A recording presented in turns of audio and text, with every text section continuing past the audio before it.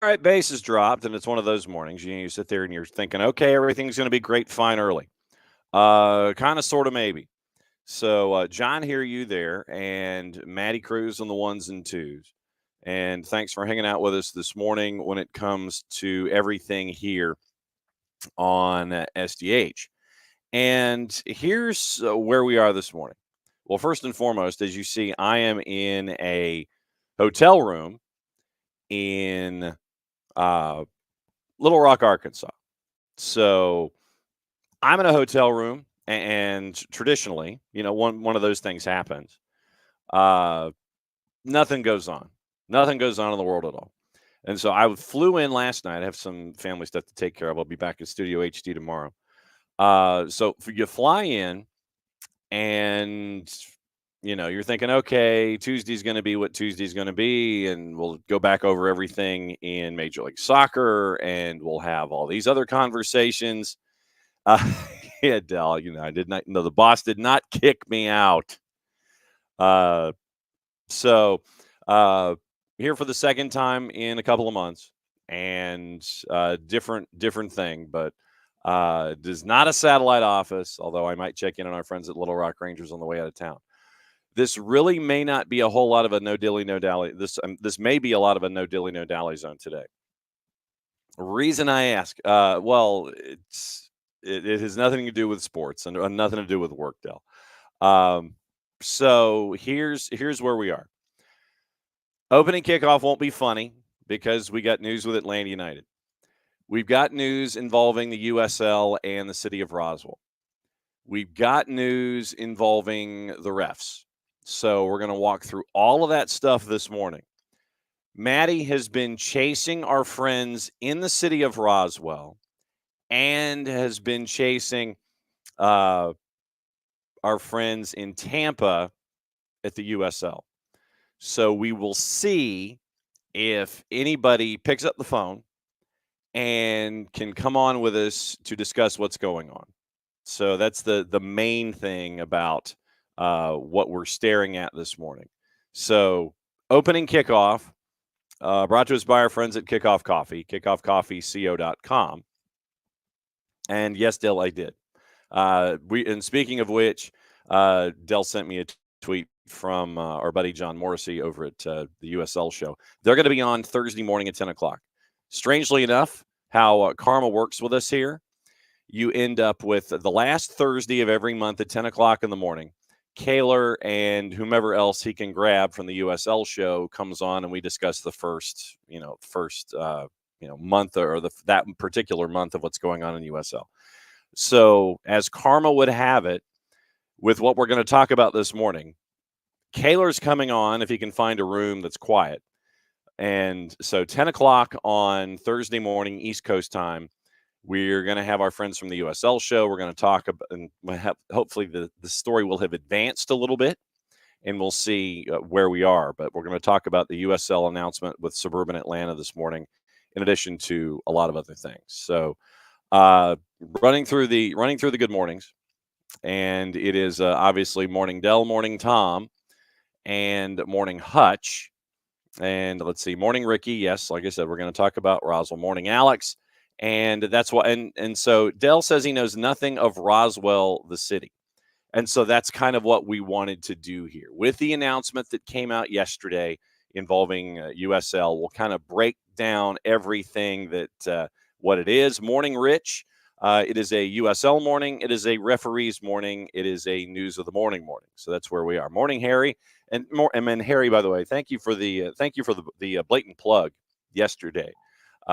When the announcement came out. You want to talk about something like 8:45 in the evening. I mean, come on, do something at like 5 o'clock in the afternoon where we have some time to prepare. You know what I'm saying? So you end up with all of this. So that's the rundown for the morning. Kickoff is going to be about Atlanta United. Then we're going to get into the USL HQ announcement, and then we're also going to get into the PSRA, probably hour number 2, morning David, morning Michael. All right, so opening kickoff, once again, brought to us by our friends at Kickoff Coffee and kickoffcoffeeco.com. There is your QR code for those of you who are watching, however you are watching us this morning. Could be on the 280-character app, could be on Twitch, could be on our YouTube channel. So Kickoff Coffee and kickoffcoffeeco.com. Don't forget to use the code SoccerDownHere15. You get 15% off your purchase. They, in turn, take 10%, reinvest it in youth initiatives, youth programs that they have earmarked. Very, very cool stuff from our friends at Kickoff Coffee and kickoffcoffeeco.com. All right, so with Stian Gregerson, we now have an answer, or at least we have a range. Successful procedure on his meniscus. Looks like he's out a couple of weeks. So what that means for Atlanta United is that you are going to see probably an increased presence of Noah Cobb and Efren Morales at first-team practice. With Atlanta United, by the way, this is something that is going to end up being fairly beneficial because the Twos do not have another match until the 16th of April. So literally they have 3 weeks where they can get acquainted with each other and figure out, being of same brain and things like that. So the Twos don't have another match for 3 weeks. It's just a quirk in the schedule. Initially, there was supposed to be a match with Crown Legacy on Thursday. That got pushed back to later in the year. In addition to that, the matchup with Philadelphia Union 2 was initially slated to end up as almost like a double header on the 15th of April. That got pushed back to the 16th. So 1 day's delay in that particular match. So literally Atlanta United 2 does not have a match for 3 weeks in MLS Next Pro. So this gives folks like Efren Morales and Noah Cobb more of a chance, in addition to practicing with Steve Cook and the Twos, gives them a chance to be at first-team practice. So with the back line being what it is now at center back, it's going to be, for a little while anyway, it's going to be some combination of Abram, Derek Williams, Noah Cobb, Efren Morales, Ronald Hernandez. So that's what you're looking at over the next couple of weeks until Stian Gregerson comes back to full song. But it looks like 3 weeks to a month. That's the initial thought pattern. But once again, rehabilitation and things that can happen while you're trying to get back to full song can either accelerate or decelerate that timetable. So right now it's Stian Gregerson. That's what you're staring at. Initially, the thought is 3 to 4 weeks. But once again, you could be doing really well. And you could also, something could happen in the process, and you don't even want to go there. But once again, 3 to 4 weeks is the initial window. Successful procedure on the meniscus for Stian Gregerson, and we'll see where things go from there. But once again, this now means with Atlanta United going forward, it's some combination of Abram, Derek Williams, Ronald Hernandez, and backing them up at center back, it is Noah Cobb, Efren Morales. And so you'll end up with that much more work and that much more chances for the younger players that have come through the academy for Atlanta United to end up spending time with Atlanta United to get some work and see how they fare in first team activity and first team minutes. So that's your Stian Gregerson update. And we'll go ahead and say that is opening kickoff, brought to us by our friends at Kickoff Coffee and kickoffcoffeeco.com. There's your QR code once again for those of you who are watching on Twitch, on the 280-character app, and on our YouTube channel. Once again, Kickoff Coffee and kickoffcoffeeco.com. Use the code SoccerDownHere15 to get 15% off your purchase. They in turn take 10% reinvested into youth games, youth initiatives, stuff that they themselves have earmarked as being cool. So once again, the Kickoff Coffee and kickoffcoffeeco.com. I know that some folks were talking about things in the Twitch pitch. Michael Head had a torn meniscus. 4 weeks is being optimistic. And playing on turf is not going to help from Michael's perspective. Tom thinks he's got a bad one right now, we think. He and the boss. Had an MRI actually yesterday. Won't know until you see it. At the end of May, I hope that they've got you on some kind of a rehabilitation or some kind of rehab initiative here. Because if you had an MRA yesterday and they're not going to see you till the end of May, maybe you'll be better by the time you go back to see them at the end of May. I don't know. Just the thought that popped into my head. Dell reminds us about what happened yesterday in our discussions with Bart Keeler and the fans and everything that's we talked about when it came to the fans at Jerry World yesterday. And Dell says that he saw a picture of a USA fan had to get 5 staples after his first USA-Mexico game, got hit with a battery or a bottle or something. Yeah, like I said, we talked about that yesterday when it comes to the fandom that is there in this particular matchup. So sadly, I can't say I'm surprised. All right, topic number 1, because of where our show is based. 8:45 last night, the USL and the city of Roswell announced an initiative and a letter of intent to kick the tires on what's going on in USL and perhaps USL Championship, USLS, and a live, work, play environment. Maddie Cruz is hopped in. Maddie, what's on your mind? I mean, you were talking about a USL team literally in my own backyard. I mean, I have to say something. All right, say something. It came out last night, and I literally was so excited. I was watching The Bachelor. I was in the middle of the season finale of The Bachelor.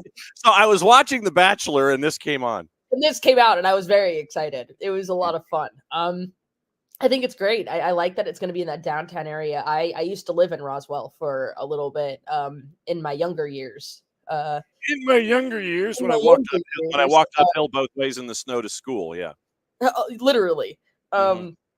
Which I remember that. Holy crap, that was a crazy time. Me and my dad had to park our car at Kroger and walk 2 miles to our house because of that. In our day. Okay, so yes, so all right, so let's walk people through this. Yeah. Last night at 8:45. And for those that are looking for additional information from either party, you're not going to get it because both the city of Roswell and the USL cut and pasted the same document to each other's website. So you're not going to get any additional oomph out of one side or the other. So we'll go with the USL side of things. And Maddie, what I also want to do is, in addition to kicking the tires on this particular relationship, I want to let everybody know who is a fan and a follower of USL. I want to give them a breakdown of the geography of the city of Roswell, what it means in the grand scope of the city of Atlanta. And legitimately last night when this came out, since I was at the airport and had nothing better to do other than to buy a tube of toothpaste for $6 from a local kiosk, good work by the pharmacy folks who are in red letters to put in kiosks where you can get, things that you forgot on your trip. I dropped like $2,100 on a little tube of toothpaste at the airport. So good piece of business by them. Sidebar. All right. What I want to do is I want to go through the release. I want to break everything down here. And what I also want to do is I want to explain to those out of market what the city of Roswell is, where it is, where you could do something like this, that kind of stuff. And then we'll have our comparison studies for what the city of Roswell and everyone is looking at. And I know that you've been chasing folks both in Tampa and at the city of Roswell. And we've got an hour and 40 minutes, an hour and 45. So if anybody can, from either side wants to parachute in, we've got the space to do it today. So here's how it was presented last night by both the city of Roswell and the USL. They've entered into an agreement to explore the possibility. So out of the blocks, this is kicking the tires on something. This is not an announcement of, hey, we're doing this. We're kicking the tires on this. We've gone to the car lot. We're interested in perhaps purchasing a new car. We're kicking the tires. That's where we are. To develop, and this is how it was phrased by the USL, a historic women's soccer stadium anchored entertainment district and make Roswell home to a USL Super League professional women's team and a USL Championship professional men's team. Reminder, once again, Kaylor Hodges' USL show Thursday morning at 10 Eastern to discuss this and everything else. City Council meeting yesterday, last night, unanimously approved a letter of intent between the city of Roswell and the USL that stipulates an exclusive 9-month negotiating period through Christmas Eve with the option to extend negotiations if needed. That's paragraph 1. If an agreement is reached, the stadium will be home to a professional women's soccer team in the D1 sanctioned USL Super League and a USL Championship professional men's team. This is before we get into the quotes. Now, let's break down for those that are out of the market where the city of Roswell is and what it has going on at present.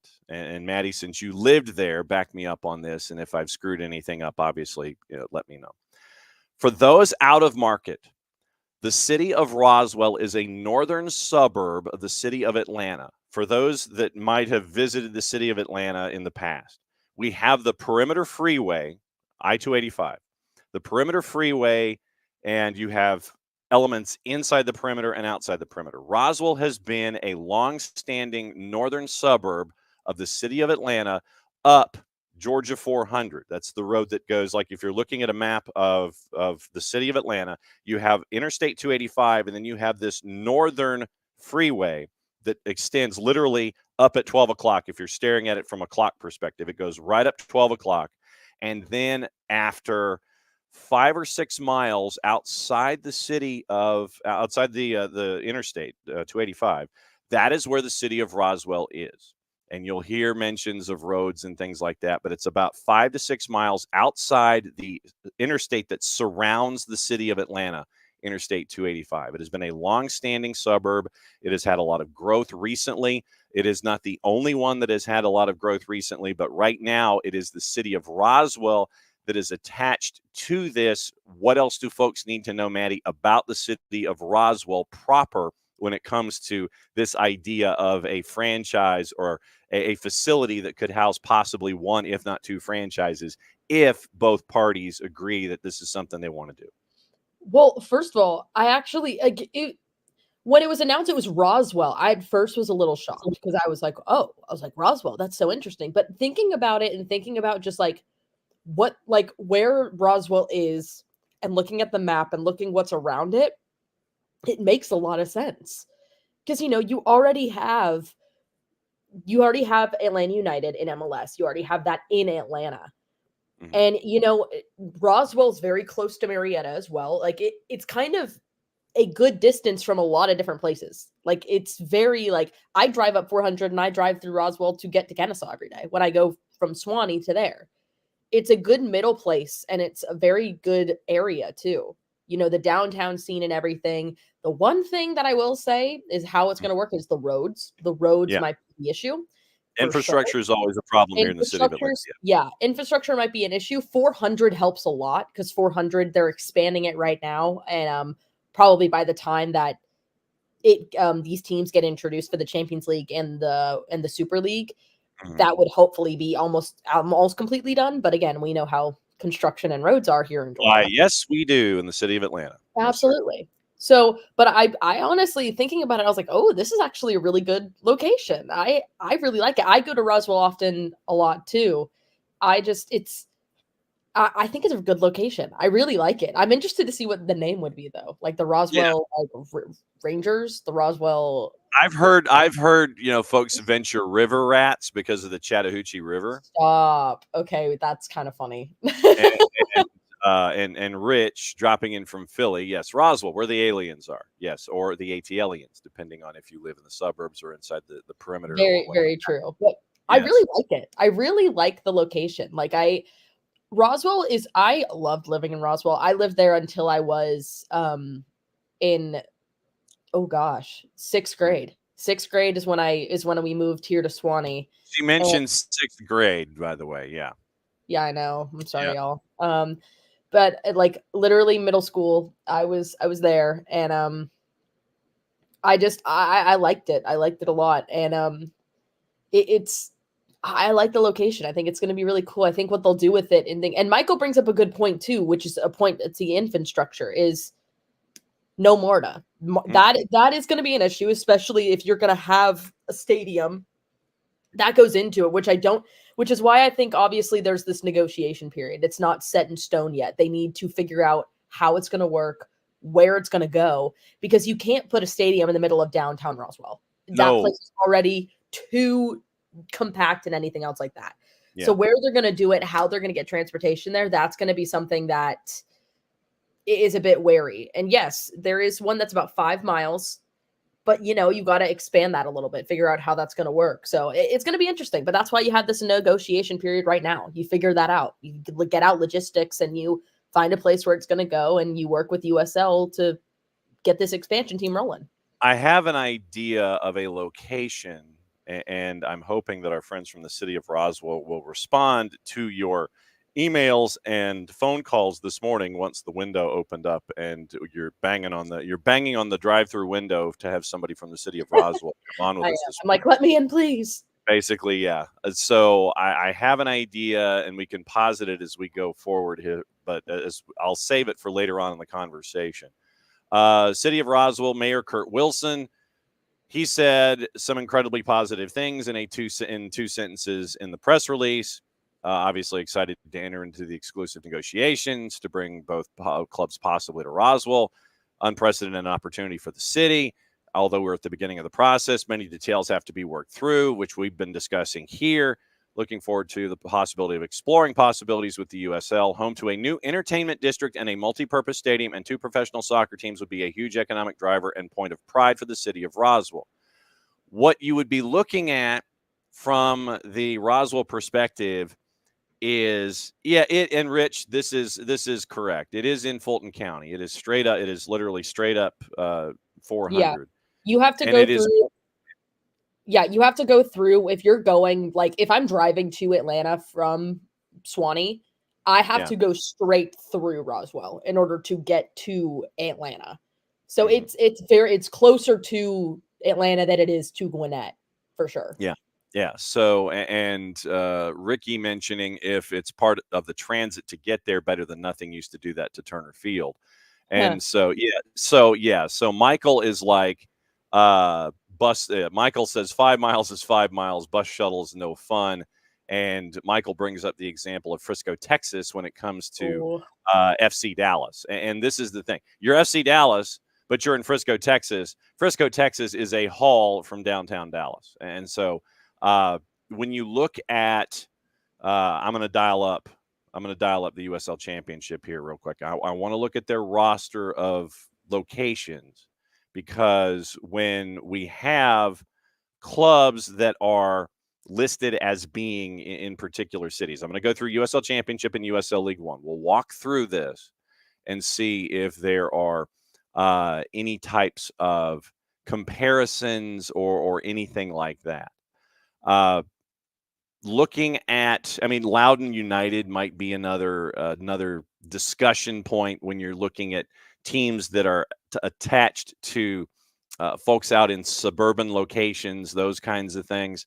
Frisco is 20 miles outside of Dallas. And so Rich is like, MARTA than Uber. The Uber drivers, and that would be also something that you're going to have to be paying attention to when it comes to this whole process about, okay, this could be doing well for the taxi services. This could be doing well for Uber drivers. Do you raise the idea of, an increased tax base? Do you add a couple of mills here and there to all of the transportation outlets as a revenue driver to add to what you would be trying to get in this district that we're staring at?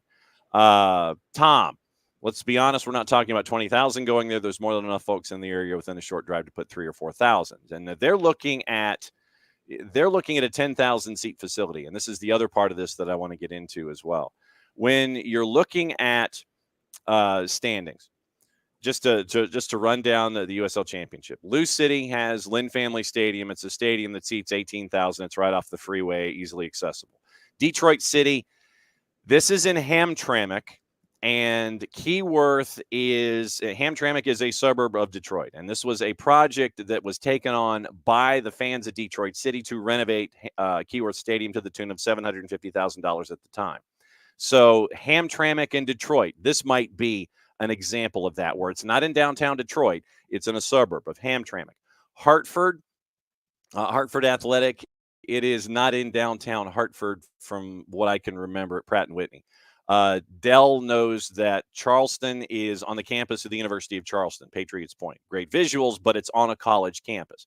Loudoun United, suburbs of Washington, D.C., and it is in its own facility that has multiple fields and such.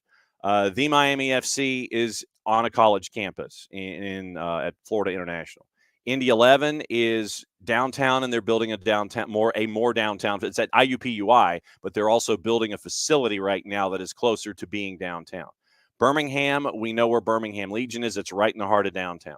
Tampa, it is in a facility that has been there in Al Lang Stadium forever, that's been renovated and adjusted, and everybody knows where Tampa Bay is. North Carolina FC is in Cary. It's in a suburb, but once again, you're talking about something that has been developed over time. Rhode Island, downtown at Bryant University, they're building their own stadium on the riverfront. Pittsburgh on the riverfront downtown.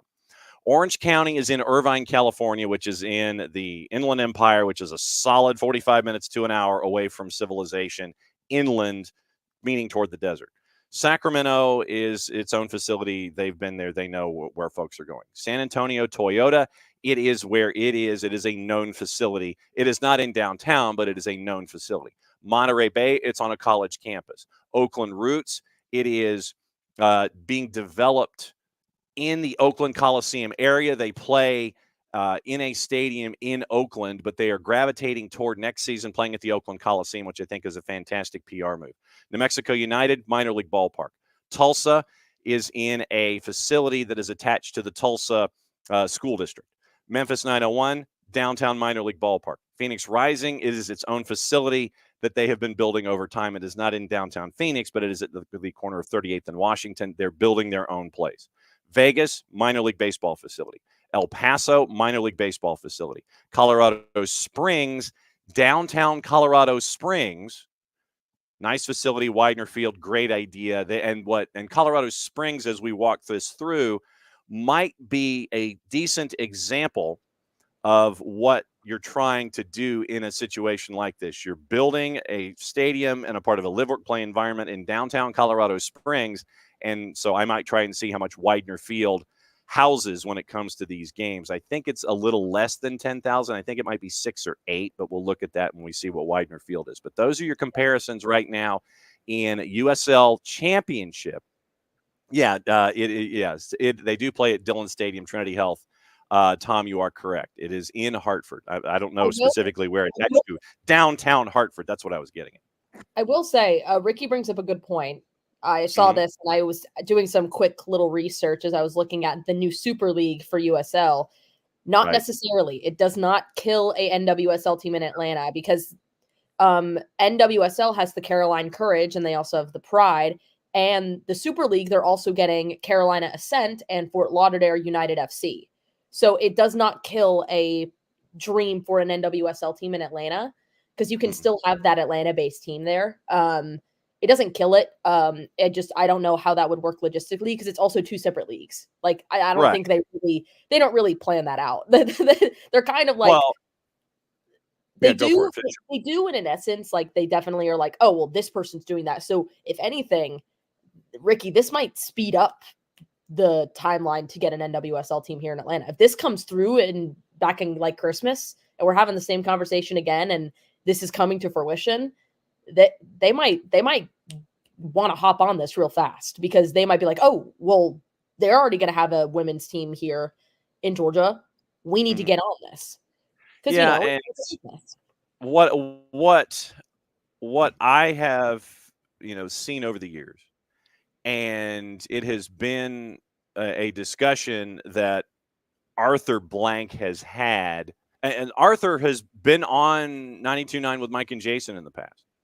And Arthur has made a point to say that he wants women's soccer as a part of his portfolio. And the other question in all of this is, if the LOI, now that this LOI is out there, now that the USL is kicking the tires with the city of Roswell, now that Roswell is looking at this facility, does this accelerate the timetable for Arthur Blank to bring the NWSL in under the the Atlanta United umbrella? And I would think so. That's the question. That is one question here. Another question is the coexistence of all of these different things. We have always been here on the show a an idea that rising tide lifts all boats. And the notion here is that there can be ways that can be found for two future participles in one sentence to make all of this coexist.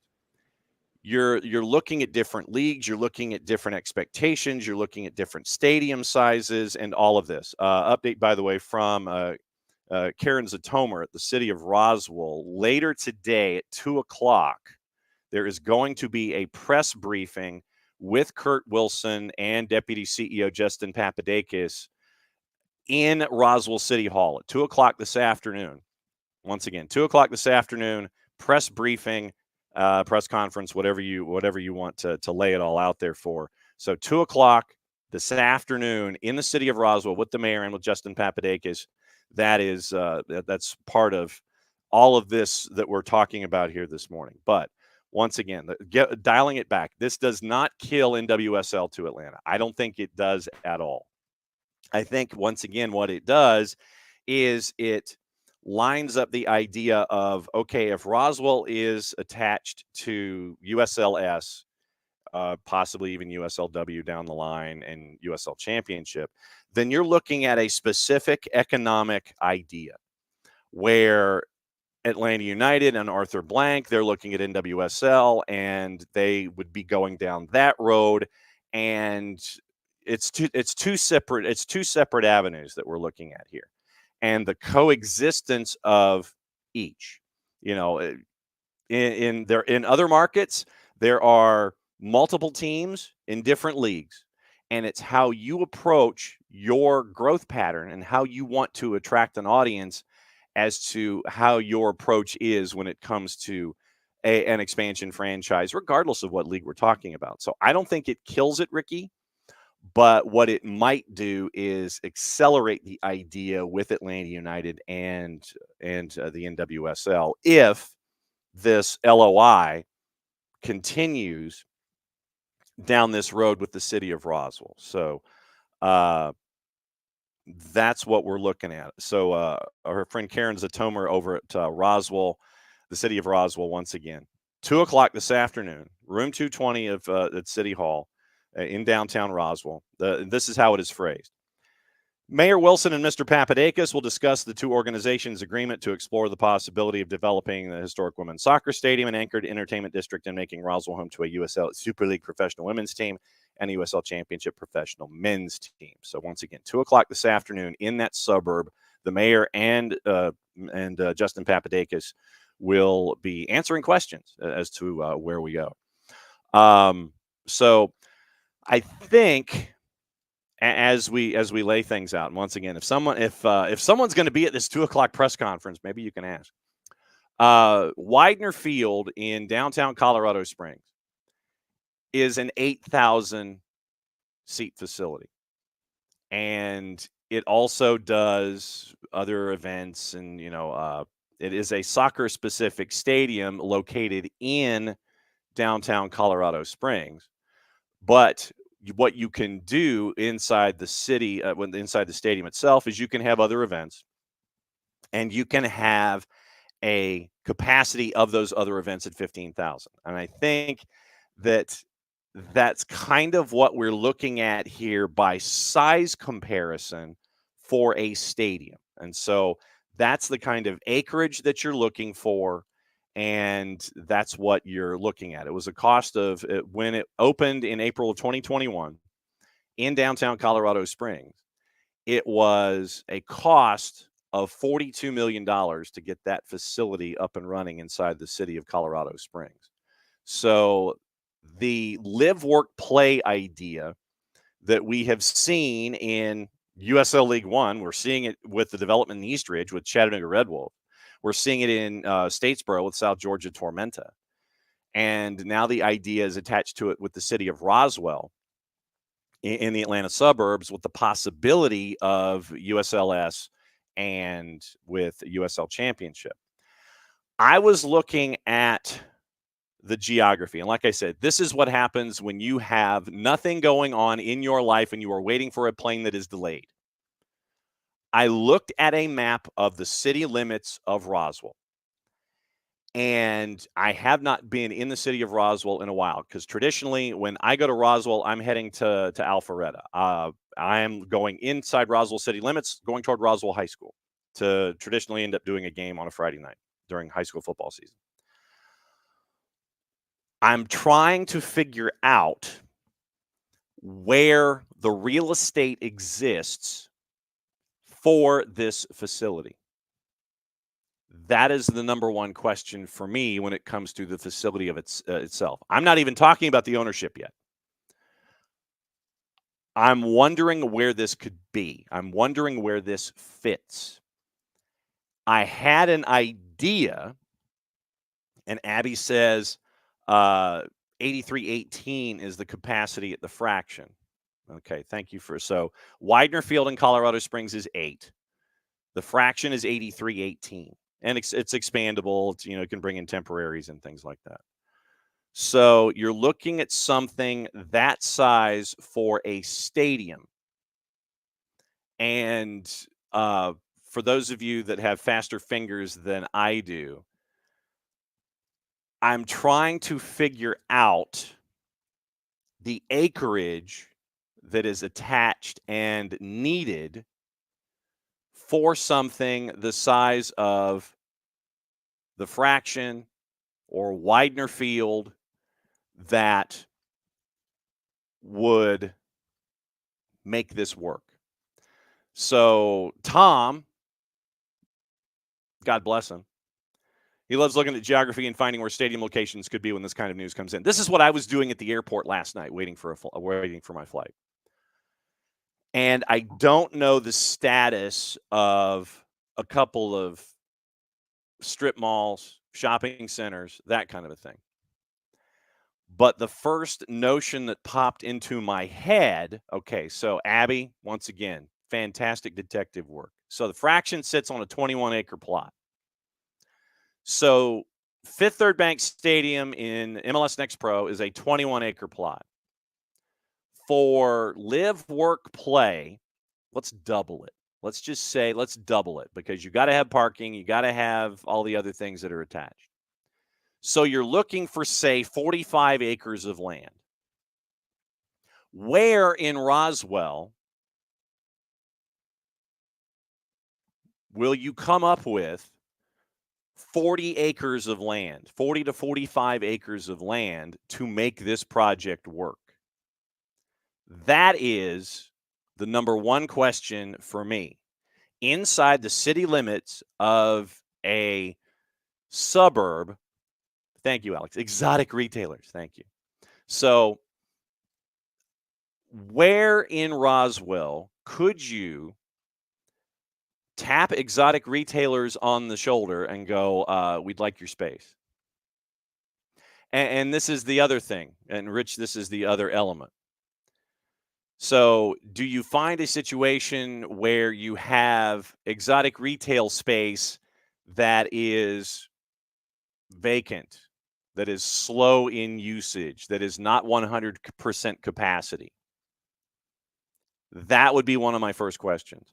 I have an idea as to where it could be in just literally doing what Tom Cato is doing probably right now, trying to look inside the city limits of Roswell and figure out where something like this could be.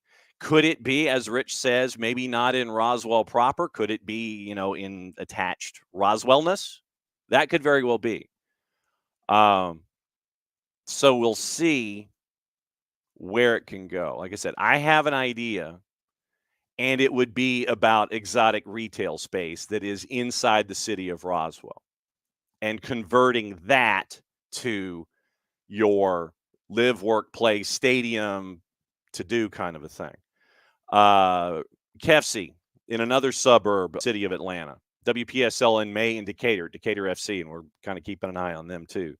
We'll see if the Decatur High School accessible stadium gets traffic.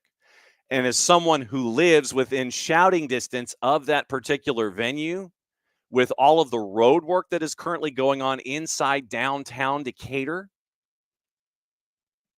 please, gentlemen, if you're going to construct, do so in overnight hours when it's cooler, when there's not as much traffic on the roads, which of course means that it will be done between 9 and 5, and 3 lanes will be trimmed to 1.5, and you'll have traffic there. So, okay, now Abby has now this is why I love you guys.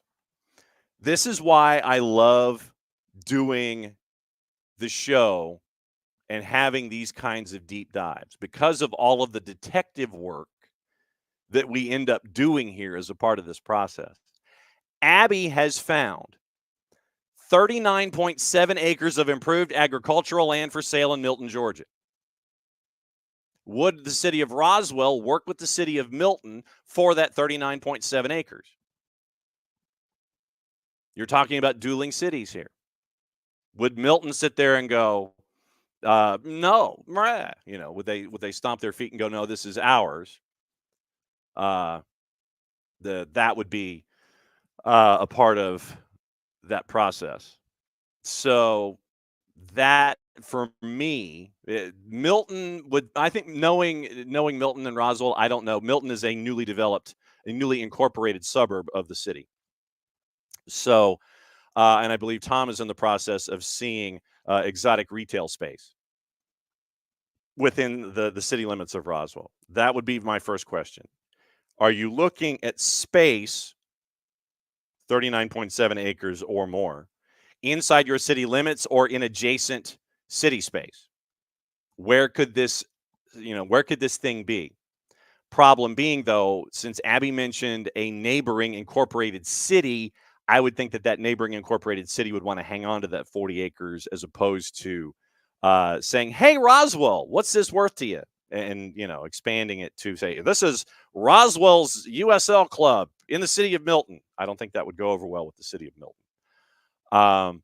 So that to me is part of this. I think it has to be, if Roswell is going to have something attached to this, then that to me means that that's what you're staring at. It's going to have to be inside the city limits of Roswell proper. That's what you're staring at, I think, with this particular piece of property. And Maddie, I just shared with you Karen Zatomer's email. So we'll see if anybody wants to come on the show before the 2:00 press conference. So we'll see what we're staring at. And like I said, Tom is doing the digging. Tom is looking at exotic retailer space. And Hutch, it might be dueling cities. It might be dueling cities. So that's why I would think that it would have to be something attached to Roswell proper, as opposed to another incorporated city that we're staring at here. Michael, games in Decatur, Marta's your friend. City of Decatur's in a process of putting all 4-lane roads on a road diet. And that's what just drives me crazy. It really does. Rich, don't think the team is for the city of Atlanta. It is for Roswell and areas around it. Correct. This is, and that's why I wanted to go down the USL championship roster and see where things are with other clubs. And so that's why Colorado Springs came to mind. That's why Detroit City came to mind. That's why Loudoun came to mind. It is out of the area, out of the downtown area, out of the attached easy access points to downtown, but still is a part of something in USL championship. But in USL, once again, we see these live, work, play opportunities. We're seeing them in League One more often than not. Lexington is another example of this, where their stadium is all a part of this. Ricky is correct. The suburbs are the audience here for the USL as they investigate what they want to do as a part of this process. And Abby, this absolutely could be true. It could be a golf course that's going out of business. But then once again, it is access to that particular set of acreage. Because if it's on a 2-lane road, then you're talking infrastructure that has to be invested by the city of Roswell to get to something like that. That's why I think that the property in and of itself, as we workshop this, is into the idea of it's got to have access points.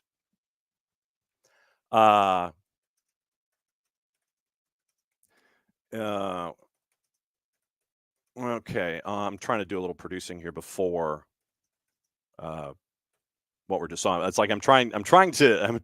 Maddie and I are trying to produce in live TV.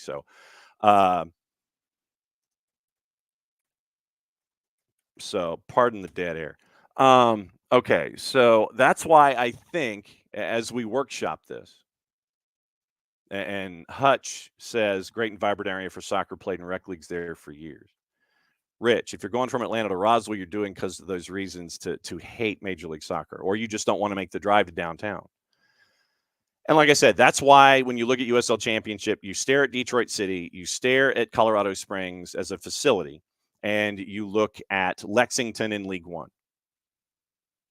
Lexington is that combination of not in downtown, live, work, play, proposed multi field facility, those kinds of things. So that's what we're looking at here in this particular instance with the city of Roswell. Mayor said, great things. Justin Papadakis, the USL Deputy CEO and Chief Real Estate Officer, which I find is an interesting title, having grown up there right in Horseshoe Bend. So Justin's a local. And anybody who knows the Papadakis name when it's attached to the first generations of the Atlanta soccer scene. Justin admits he can unequivocally attest the city of Roswell has all the ingredients to become the preeminent USL club, multi-purpose stadium, and entertainment district, all driven by the world-class professional women's team. LOI approved March 25 as a commitment to exclusive negotiations. A site for the entertainment district multi-use stadium has not been selected. Finding a suitable location, part of the negotiation process. Stadium will seat at least 10,000, and the USL would serve as both the anchor tenant and have the right of first refusal to serve as the stadium operator manager. So, Hutch loves the idea of repurposing zombie mall locations into sports venues. And I think that is where my initial thoughts are leaning. Knowing the landscape, knowing accessibility, knowing infrastructure, knowing the road situation, you try to stay away from something that's 2 lanes, which means that you've got to be close to a freeway, which to me means and zoning laws. And unless you can get all that stuff fast-tracked and you can work your way around the edges. So I have an idea, and I think that it does have to do with exotic retail space. As Alex, and I'm going to hang on to that, by the way. I'm going to hang on to that since we can't call it strip malls anymore. It has to do with exotic retail space. That to me is where you're looking to repurpose, because we all know what you're staring at here.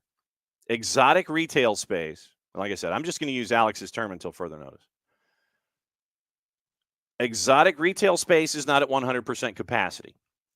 And I would think that if you are a city government that can perhaps renovate exotic retail space and lean it into the idea of entertainment venues, live, work, play, and all that. Like I said, this plays right into the USL's hands because of what the USL has been doing in multiple markets, especially at the League One level. Going into a busy suburb of a top 10 media market to do your own thing, and that's the key. Multiple leagues can coexist in in the same city. They can do this. You focus on your business, they focus on their business, you prop each other up, you're okay. That is the other element in this. Rich, depends on how big women's soccer is and who the names are on the roster. That is what that's what you're looking at there. So And that's another element in this. And I think that in the northern suburbs, as you're catering to this in this top 10 media market, I think that once again, it comes down to the economics of the deal. What would it be to get into, if you're a family of 4 and you want to make the drive down and see the names of what's going on in USLS or USL Championship, if that's what your economics can give you, then you're going to gravitate in one direction. Then the idea, once you're there, is to make sure that they're in the door once, and then you sit there and you try to bring them in for more than one time. Then from there, you bring them back. You continue to bring them in the door. How do you do that? Or if you are Atlanta United and you want to pair up with the NWSL, then how do you do that? You do what Bay FC is doing. You do what San Diego is doing. You do what the LA teams are doing. And you want to talk about a growth league right now? The NWSL with the teams that are on the market / in the process of being sold right now. Angel City is now on the market, and you're looking at a 9-figure price tag. So what you've basically done is, with your expansion fee and such, you've probably doubled your investment if somebody meets your price point. But you've seen in the NWSL coming into this season, we probably should have Jen Hildreth on to discuss this at some point. Thank you for reminding me. But I think that what you're looking at in this particular situation is catering to a particular idea. You're catering to a particular idea. Emilio's reminding us about San Diego. And then the idea about 2 separate groups pushing for an NHL team. One that wants to repurpose them all, that it is not exotic retail space, but it is leaning in that direction. And I legitimately thought that would be the one place to do it. Once again, north of the city, and you are, you're catering to, I thought it would be North Point Mall. I legitimately did. So idea number 2, the repurposing of retail space, would be where I would have had the arena, unlike what we're seeing with the vision of what's going on in the northern suburbs up that same freeway that we're talking about today, involving Roswell and USL Championship. And, well, I mean, Ricky, it depends. Only one of them are going to win. Competition is good. Yes, competition is good. But when you're looking at what the USL wants to do, then I think you can sit there and say, okay, what is winning? If you have a live, work, play environment that is this multifaceted space, and you have people living there, and you draw all kinds of different sets of economics toward it, the city of Roswell, if this comes to pass, would be winning. So winning takes on different definitions. Sometimes it's economic, and sometimes it's economic in different ideas. So Harry lets us know.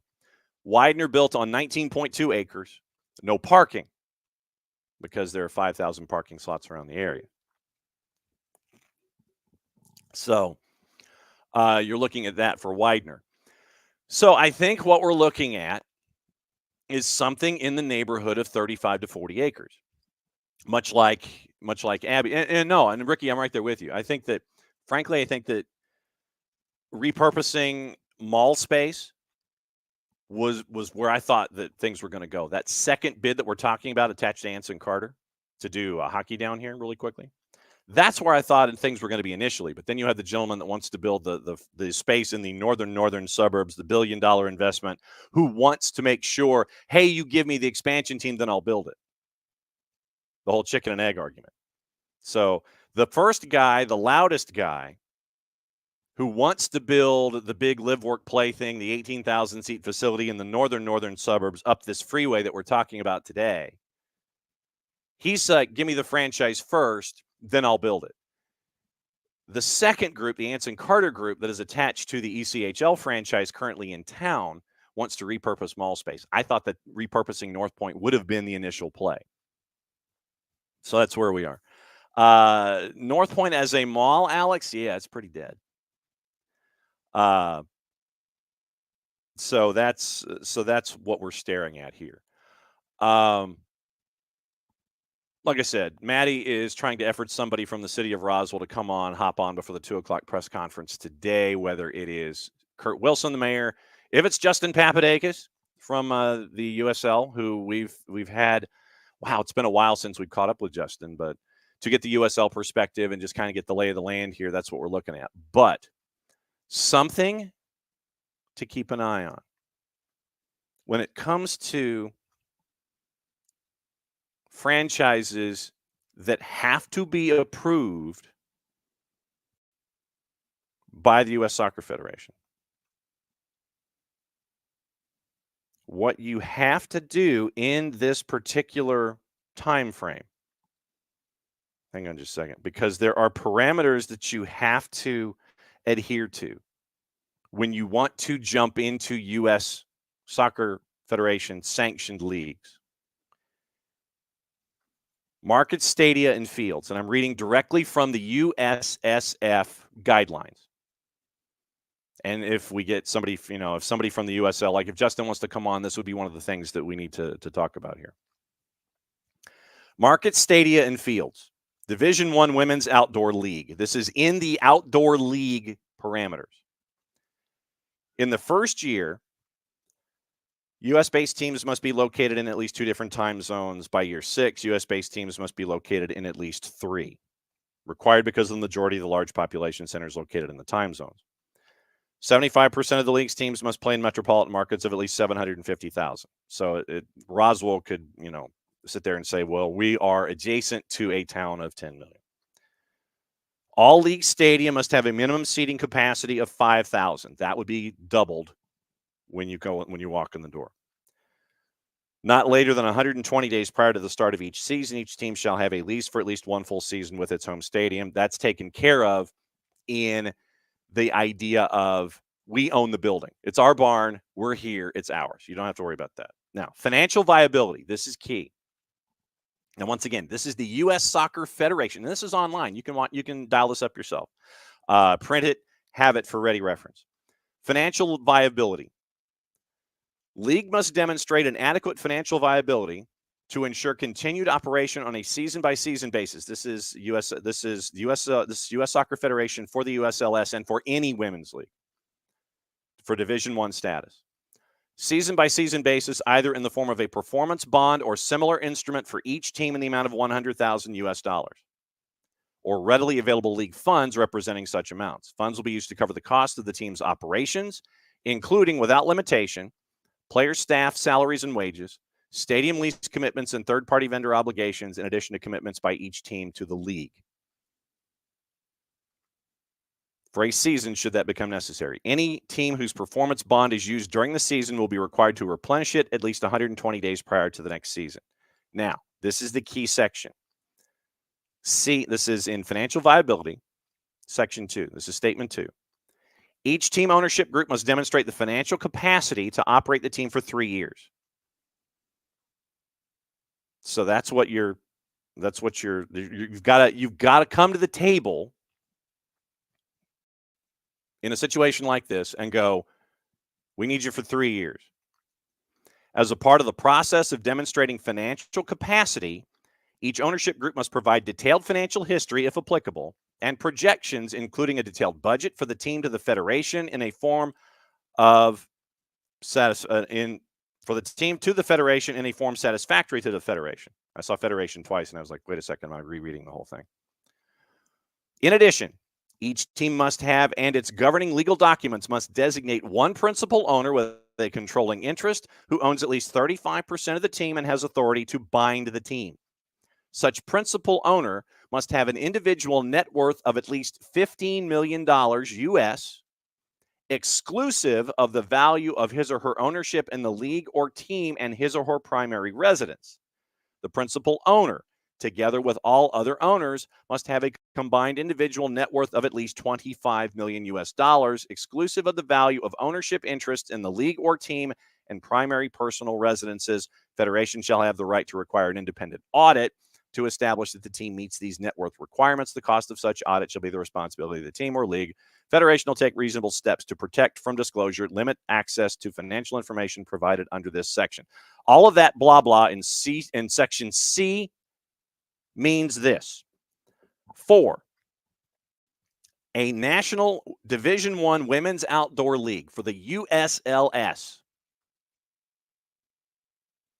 You've got to have a net worth of $25 million in the ownership group. And one individual, the principal owner, has to have net worth of $15 million. And you've got to come up with the paperwork to express that. So you're looking for a particular individual in this case. $25 million for the D1 Women's League to walk in the door. And that doesn't even talk about facility and stadia and all that kind of stuff. If it's responsibility of the city of Roswell or the principal owner is attached to it, that's another question. Once again, you sit there and you look at that and it's investigated. Now, Division II Men's Outdoor League. Once again, this is the U.S. Soccer Federation standards for ownership. Market, stadia, and fields. 75% of the teams must play in metropolitan markets of at least 750,000. USL Championships covered all that. So, financial viability section for USL Championship. League must demonstrate adequate financial viability. So the league is cool.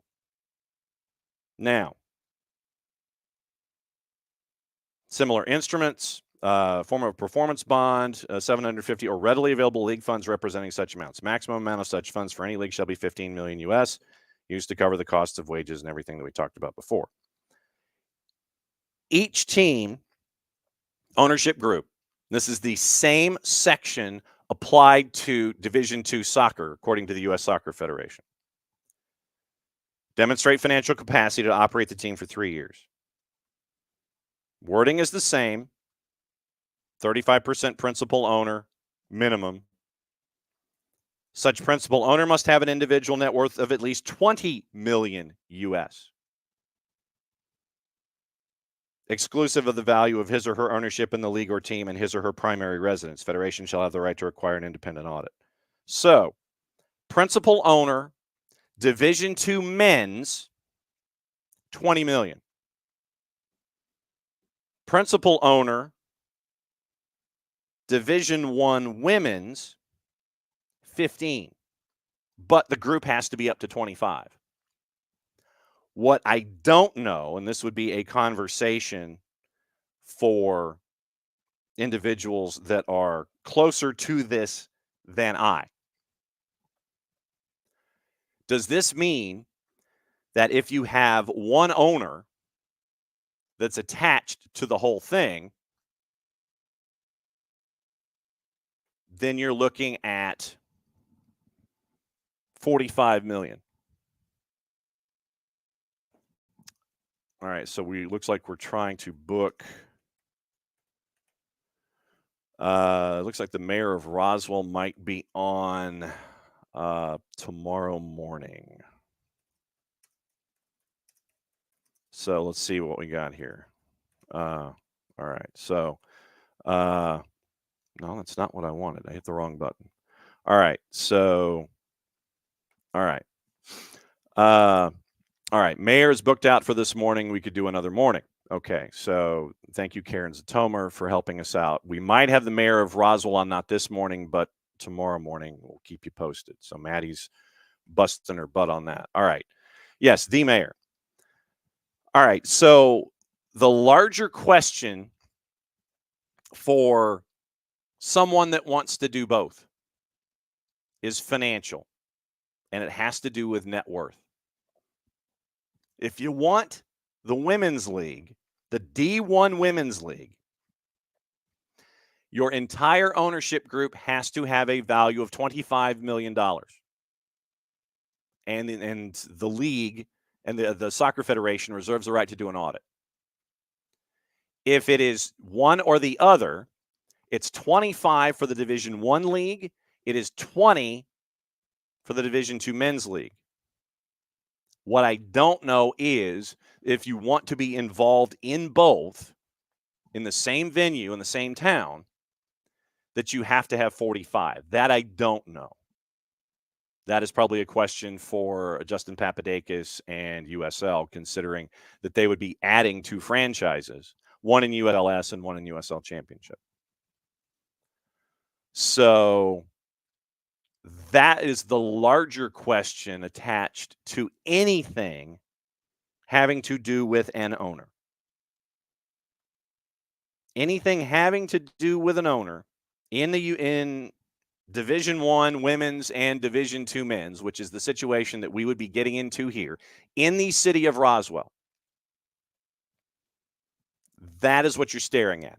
Total value, $45 million of your ownership group. Like I said, I don't know if it's supposed to be 45, if it's one individual, or you can sit there and say, for the D1 league, I've got 25, and then CCCCC, look at me, I've got 25. I'm good for the other 20. I don't know if that works. But that's where we are when it comes to the financials of having an ownership. You've got to be able to be around for 3 years. And when you walk in the door to the U.S. Soccer Federation, you've got to sit there and say, okay, for the Division I Women's League, I'm worth $25 million. And here's my paperwork. If it's just that Division II Men's League, the USL Championship, hey, I'm worth 20, here you go. But like I said, I don't know if 25 and 20 equals 45 in the case of one owner in one building in USL, considering that this is what they're staring at for both of these entities. So that's the other element that's attached to this. You've got to have somebody who's worth at least A, 25, B, 20, or C, some combination of both. All right, so we've put out the feeler to Mayor Miller in Roswell. Hopefully we can have him on the show tomorrow. Once again, 2 o'clock this afternoon. He and Justin Papadakis are having a press conference in the city of Roswell about all this stuff. So we're tracking Kurt Wilson. We're hopefully on his calendar tomorrow, and we can add that into what we're discussing here after the press conference that they're having at 2 o'clock this afternoon in Atlanta, in Roswell. In Roswell, to discuss what's going on. So those are the questions that I have going forward. Financial and the exotic retail space. That's what we're looking at here. So as we workshop this before the 2 o'clock press conference, you've got to have something in the neighborhood of 30, 35, 40 acres. You've got to find 40 acres of land, just say. Because if you're doing live, work, play, like the USL does in a lot of as they're doing in a lot of their other markets, if you want live, work, play, you got to have 40 acres. Where is that 40 acres in the city of Roswell? Question number 1. Question number 2, for the USL side, does 25 plus 20 equal 45? When it comes to what someone is worth to be an owner in USL? Or does 25 or 20, I would imagine 25 gives you a little more leeway than it would if you wanted the Division I Women's League. That might give you a little more financial leeway than saying, yeah, I want the USL Championship team, I'm worth 20, and I also want the women's team. I think that if you went to the larger figure and said, yeah, I'm worth the D1 money, CCC, and I want the Division II franchise as well, I think you might be able to sit there and explain it. But once again, we don't know. Does 25 plus 20 equal 45? Does 25 give you the other 20? Does 20 give you the other 25? That is a U.S. Soccer Federation question and probably a Justin Papadakis question when it comes to the USL and these owners and the vetting process and all of this kind of stuff. Speaking of the vetting process, we're still tracking down what's going on with NISA in the suburbs of Atlanta, in another suburb, the eastern suburbs of Atlanta, about 20 miles outside the perimeter. So we're still tracking that story down. We're still trying to track down time with the commissioner of NISA to find out about their process, because their league kicks off hopefully, April 6th. Was supposed to kick off with the Eastern Swing in the Georgia Lions original marketplace. That did not happen. So we're trying to have the commissioner on or someone from a position of power in NISA on to discuss the Georgia Lions situation before the season kicks off April 6th. You got to know if they're going to have 9. You got to know if they're going to have 8 teams. You got to know what the layout is, and you've got to know what the situation is. I want to find out, and much like this situation here that we're talking about with USL Championship and USLS going to the city of Roswell, the vetting process. I want to know about the vetting process when it comes to the owners. That's what I want to know about, in addition to financial worth and all that kind of stuff. Does NISA, as a Division II league, do they sit there and or a Division III? What the financials that are attached to it? That's the larger question for me that lays this out. But yeah, like I said, we're tracking down. We're tracking down folks. Who am I kidding? Maddie's tracking down folks. Hopefully, we'll have Kurt Miller, the mayor of Roswell, on tomorrow morning to wrap up the show. We can discuss what's going on with USLS, USLC, and the city of Roswell. Mentioned, and Centennial Yards. That was a tailgate spot. Rich is linking to the Centennial Yards article, or the Gulch, basically.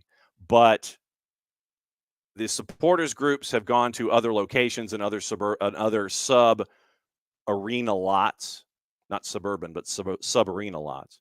And they're in one that is away from Centennial Yards at the moment. They're looking to gravitate closer to the stadium. So that is a supporters question. But Centennial Yards is where the original tailgating was, down there in the Gulch. That's where Centennial Yards is. And it's long been planned, but it looks like they're taking their next steps. Okay. Rich, speaking of which, one of my plans this year is to visit more lower league teams around you. Excellent. Support your locals. USL League 2 team with USL League 1 ambitions plays at his alma mater 30 minutes away. Very cool. It's economical. You're supporting at the grassroots. Very cool. All right. Topic number 2 this morning. And once again, thanks for the deep dive. Thanks for the deep dive. And I think that's what Tuesday has kind of developed into, is like our deep dive day, where we look at things journalistically and we ask questions and we try to figure out what's going on the planet. So that was topic number 1. Topic number 2 is obviously what happened late last night with yes, Rich, that one you were at last year. Pablo Maurer late last night, early this morning, members of the PSRA voted to ratify a new collective bargaining agreement last night. Once again, sources requested anonymity because they were not authorized to speak publicly on the matter. Looking at PSRA Twitter this morning, let's see if the PSRA officials have said anything bright and early this morning. 17 minutes ago, PSRA members approve the new collective bargaining agreement with Employer Pro. PSRA MLS refs will be back in the game this weekend. So it is, I guess, officially official from the PSRA perspective that they are going to be back this weekend in their positions as we have seen them going forward. So I'm sure that this is what our friends at the PSRA were saying. I love it when a plan comes together. There you go. So that's that's probably what they were saying in some circles. I don't know if they were saying that in all circles, but they are now heading back to work. Came out with a statement, like I said, within the hour, 10 o'clock this morning, while we were discussing lower division financial demands and financials to get in the door. PSRA thanks the hundreds of officials who stood in solidarity with us, showing their strength and professionalism. Standing strong with each other, we've been buoyed by the support of players, fans, supporters, clubs, and other unionized work groups during our employer-imposed lockout. Like I said, this is what PSRA is saying. Together, we've won much-needed improvements while demonstrating the value of having the best referees on Major League Soccer on the pitch. So Pablo Maurer talking to anonymous folks, but PSRA has ratified the agreement. Month-long lockout PSRA did not immediately respond to requests for comment. Neither did Pro. The new agreement runs for 7 years. Runs for 7 years. And so that is what you are looking at with PSRA and Pro. And this is what happens also when you have your phone, your passwords not cross over onto your laptop.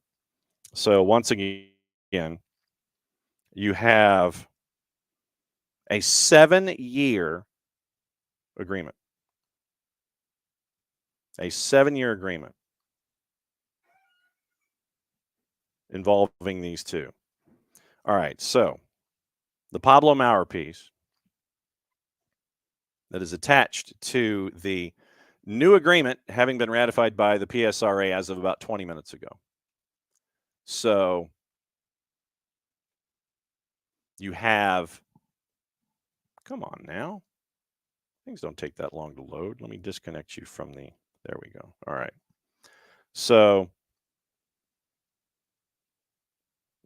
they agree to work this weekend. That's the way it's looking right now for our officials that we are so used to seeing in Major League Soccer. So agreeing to a new CBA, returning to games this weekend, and you got to see Drew Fisher in the CONCACAF title game. Ratification being in a month-long lockout. And I don't know what is up with my phone. Geiger, quote, Museum of Pro, the MLS-funded body that administers professional refereeing in the U.S. and Canada, negotiating with the PSRA. Difficult time for everyone as we work to reach an agreement. And so now they do. Now they have an agreement. And I have subscribed to The Athletic, you screws. Goodness gracious almighty. I'm trying to log in. All right, so this is obviously first world problems. All right, now I'm logging into my account. Finally. All right. So you get the quote from Geiger.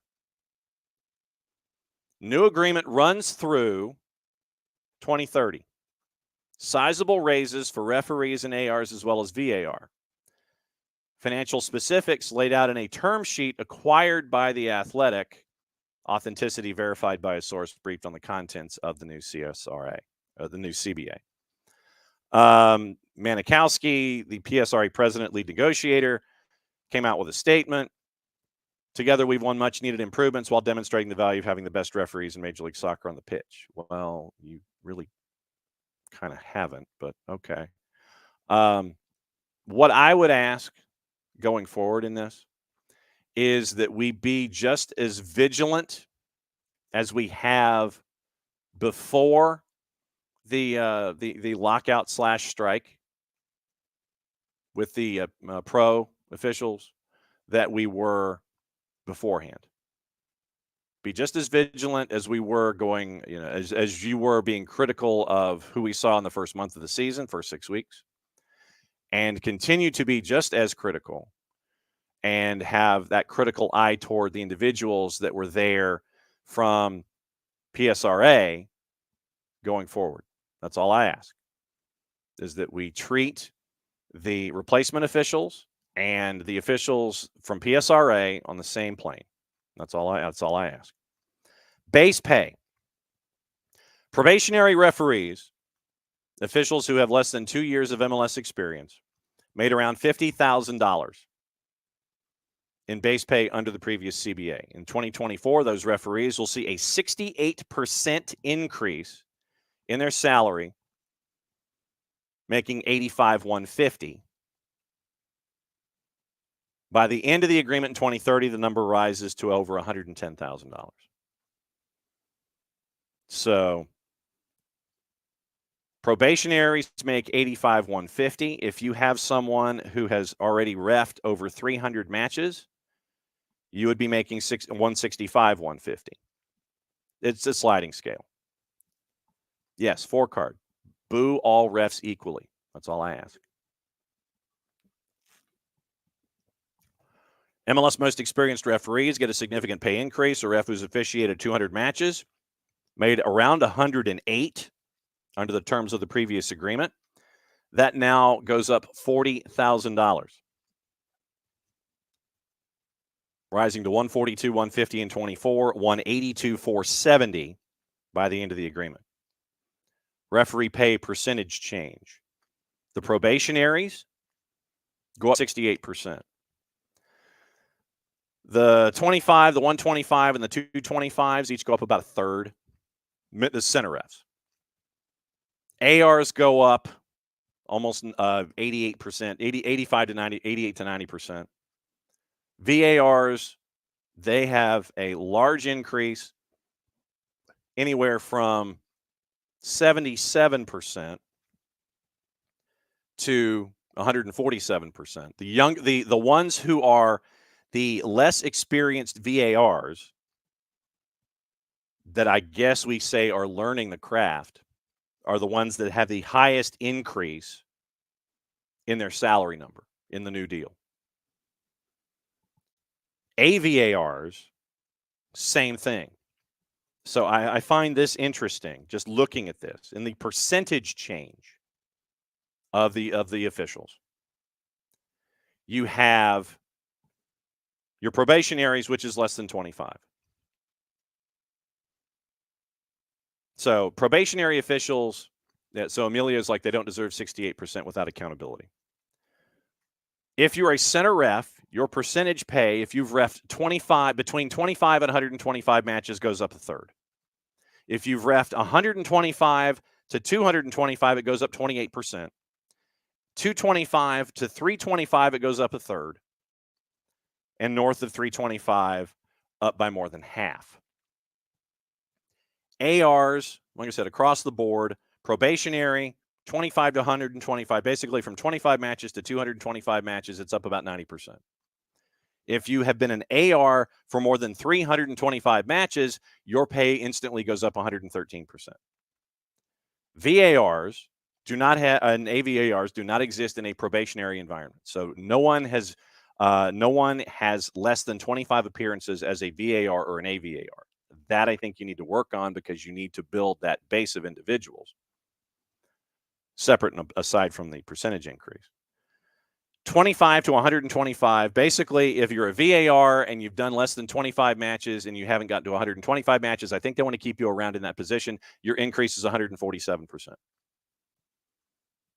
77% to the next wave, 106 to the next wave. And if you've been a VAR for 325 matches, your pay goes up 1 1/3. AVARs, massive increase. Nothing in the probationary element. Apparently, it is not applicable. 219% increase in the AVARs who are at 25 matches to 125 matches. I'm guessing that's where the process is.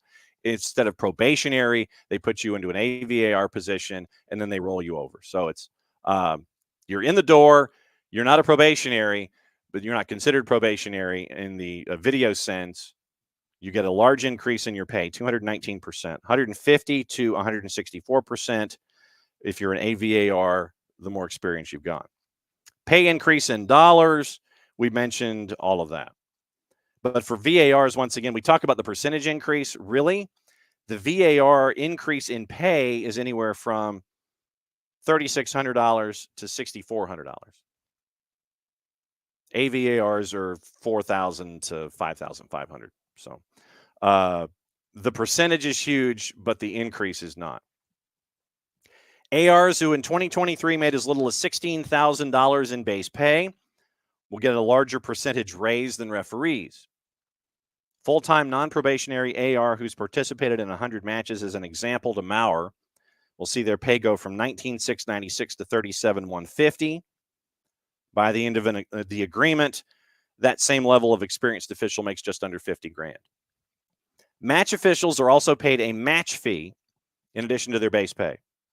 PSRA made modest gains on that front in 2024, $1,350 per match worked. That number's gone up to $1,500. So you've got an additional 10%. VAR and AVAR seeing a similarly sized increase. The agreement also provides referees with some measure of security. When I hear something like that. Full disclosure. When I was growing up,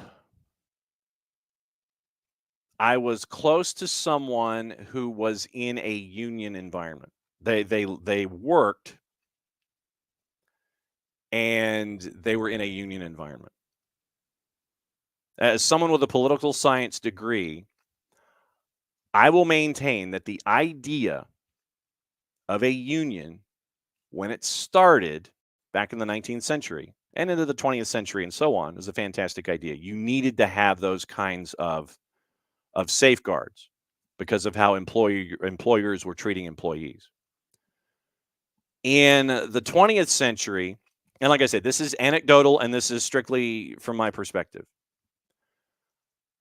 I was in a family where we were close to an individual who worked in a union, and they were one of the union bigwigs in their particular line of work, in their local chapter.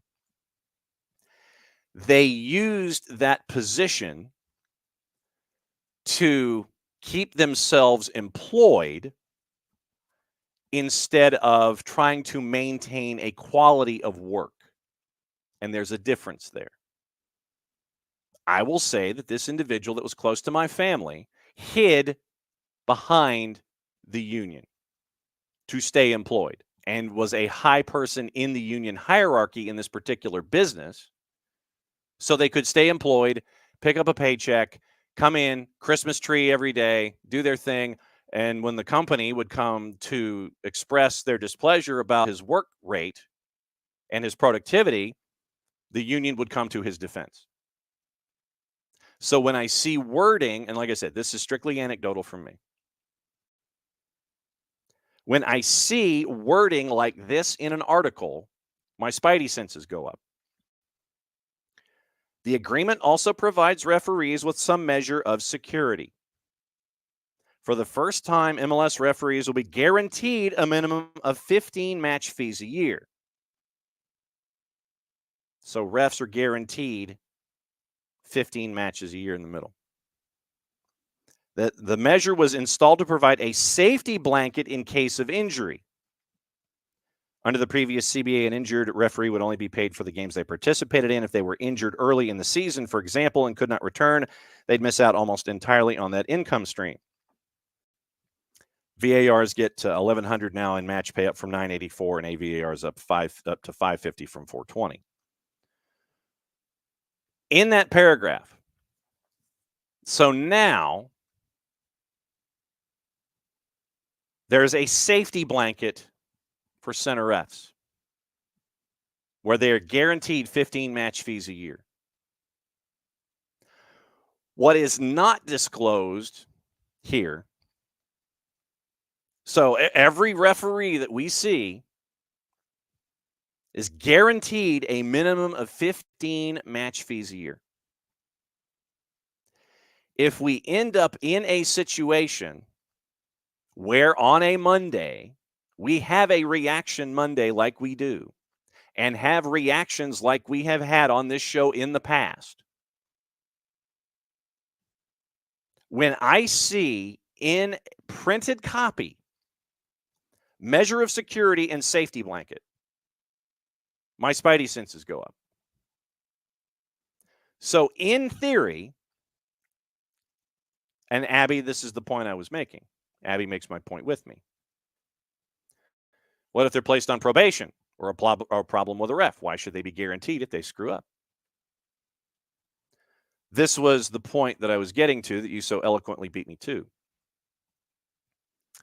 If we have individuals who, God forbid,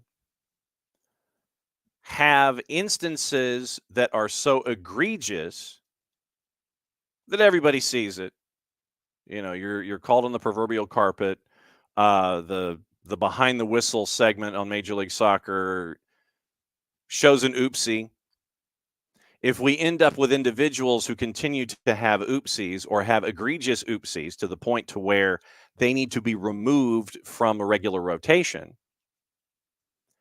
that individual, I imagine, is still guaranteed the match fee of 15 matches.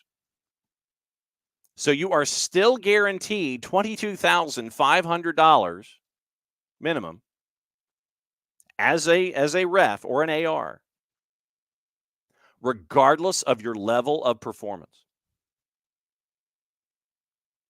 No, Abby, perfectly fine. No worry about taking my thunder.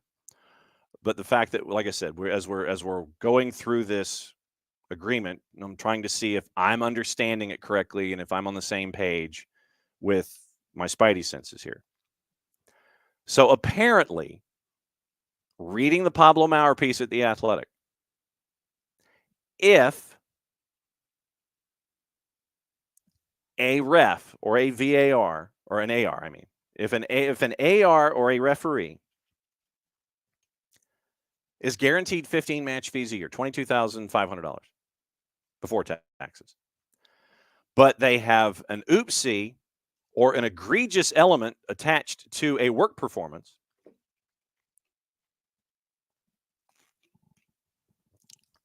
they still get that money.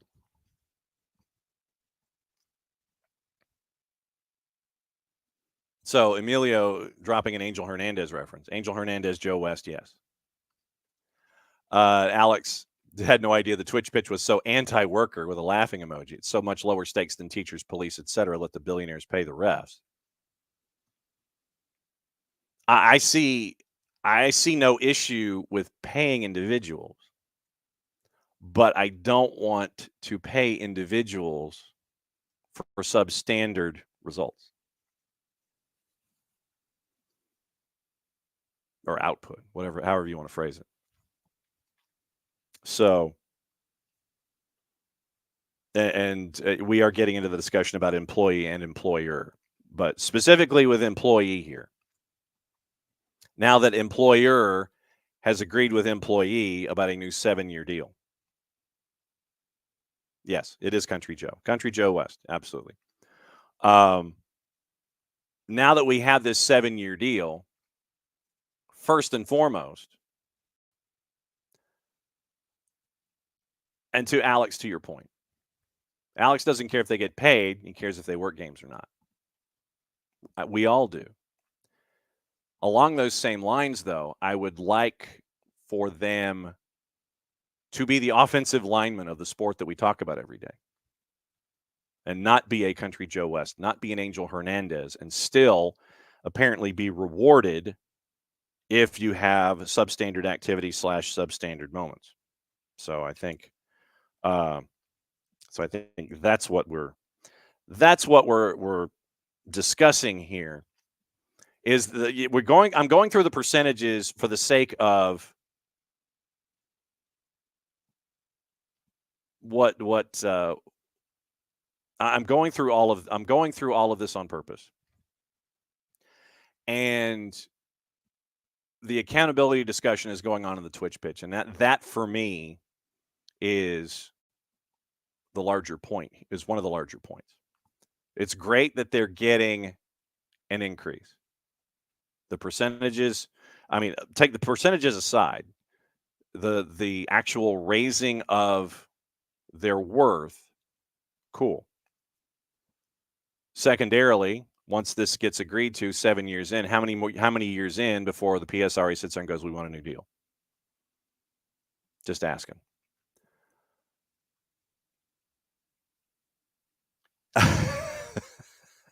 Emilio dropping a Patco reference in the show this morning. That's your Google search for today, kids.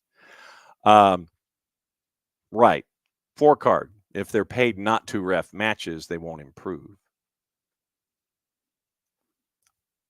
And that to me, when, like I said, when in the Pablo Maurer piece, I saw security blanket or measure of security and safety blanket. Those to me, that got my spidey senses up and running. So like I said, I have no issue with the increase of their pay, none whatsoever. I have an issue with their negotiators, obviously. When the first time through this, the negotiators said, yeah, we got a deal. And then, well, it might be with negotiators. It might be with PSRA rank and file. But on the PSRA side of things, when we initially had this discussion, the PSRA negotiators came out and said, we've got a deal. And then the rank and file said, no, you don't. You voted down by like 98%. So was that the rank and file setting up the negotiators? Was that the negotiators negotiating without any contact with the rank and file? The first pass through this agreement or the negotiations set off, a lot of red flags, but not knowing where the 98.6 where it was coming from. Were the negotiators just negotiating without contacting the rank and file, or the rank and file setting up the negotiators? We don't know. So round one of the negotiations got us into this 6-week tete-a-tete. I have no problem with what the figures have been to increase the pay for these individuals. What concerns me is safety blanket and measure of security. So that's what we're looking at here. And yes, the Country Joe West and the Angel Hernandezes are always going to be in our brains in these situations. PSRA had previously pushed for aggressive changes to travel and accommodations for its officials. And that was another element in this initial negotiation that had my spidey senses up and running. They were claiming that they were on the road 250 days out of the year working in Major League Soccer. I think that that's a calendar impossibility, but that was the number that they went with. Frankly, in season, it should be maybe 140 instead of 250. That's just me doing math. Gains made there were modest at best, according to multiple sources. Officials will fly first class for decision day, as well as playoffs, and gain some small concessions in terms of scheduling flights for regular season matches. So that is the lowdown on the new deal for the PSRA. So Pablo Maurer has the numbers out, and good on Pro for getting the increases that they did. But that one section in there about measure of security and safety blanket, or measure of safety and security blanket, however it was phrased. See, now that I've forgotten about it.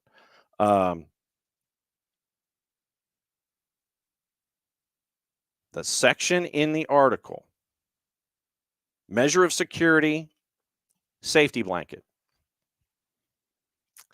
That for me is what we have to keep an eye on. And as I have said, and I have maintained this entire time, I don't care who you are.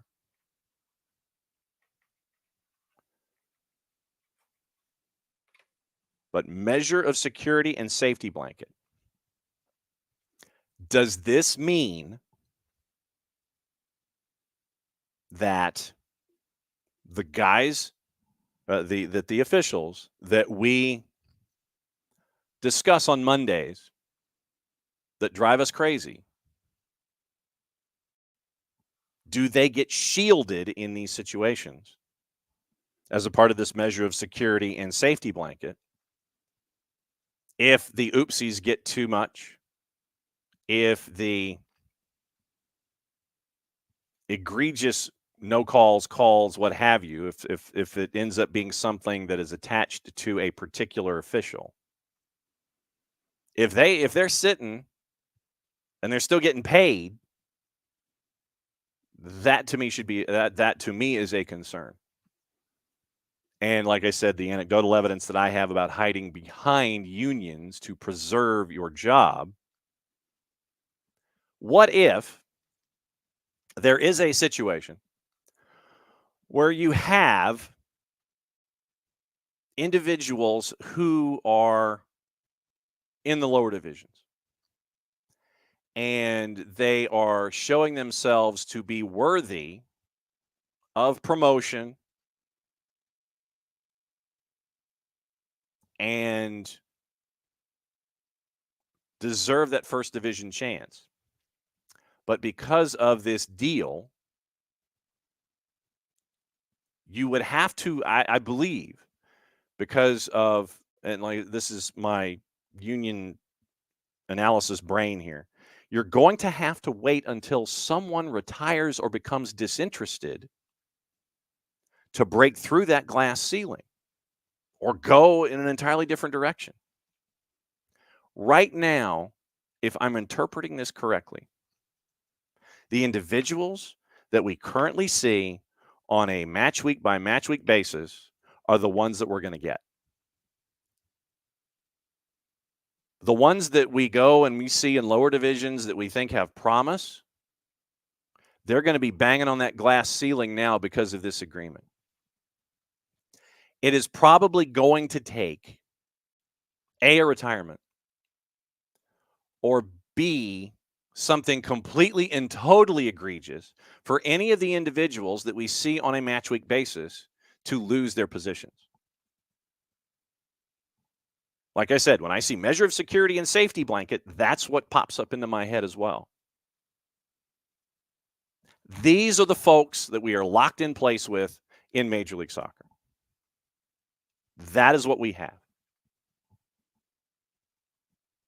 If I'm wrong, I'm wrong. And I will be the first person to say it. But like I said, this comes from having family exposure to these situations and applying it sideways and applying it to other applications and other occupations. Occupations was the word I was looking for.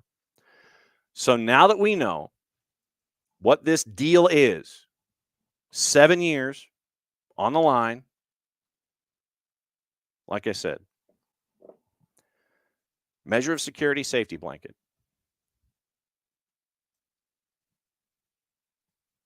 Keep an eye on those.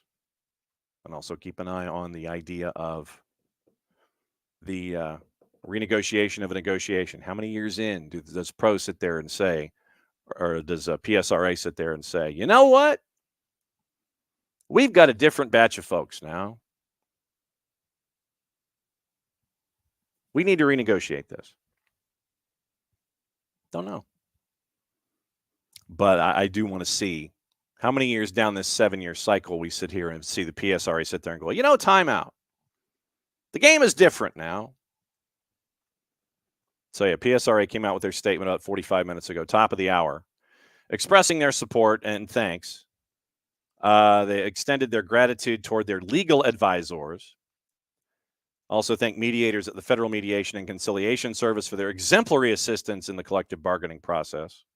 PSRA looks forward to building on this agreement in the coming years as the sport advances. So, so follow PSRA on your social medias at PSRA officials, lowercase o, just to lay everything out there for you. No, and Alex is no socialist, but Alex admits, he says, just funny how this deal is bad, but the one before was okay. What's our benchmark? Who here knows what the right pay structure is for refs? Right. Well, and to Alex, to your point, like I said, me specifically, I'm glad that they negotiated an increase in pay. There were some aspects from the PSRA standpoint that had me raise the people's eyebrow. Like I said, the travel element in this, and then the round one negotiation of this. Those were things in here that I raised the people's eyebrow on. And like I said, great that they got the increase that they got. That is not in dispute. But that one section in the article that discusses the game fees, and you still get them if you are injured early in the season. I get that. That's cool. That's fine. I get that. I understand it. Now, under the previous CBA, an injured ref would only be paid for the games they participated in. If they were injured early in the season, could not return, they'd miss out entirely on that income stream. I get that. That's protection. That is protection for you in your job. I understand that.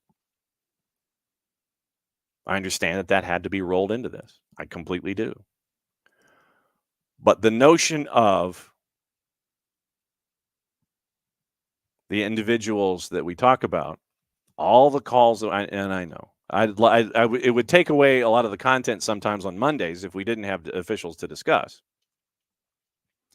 But in this particular situation, with these guys, this is supposedly the top of the top, according to the PSRA. These are the guys, and these are the men and women that are the best in the industry, and they're the ones that are being assigned to Major League Soccer here, Division I here in this country.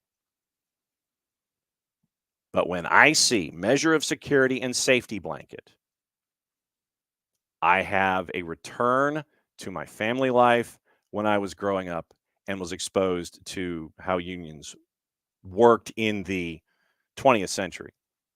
Like I said, I have not been around unions in the 21st century. And to Abby's point, it is equally about employer and employee.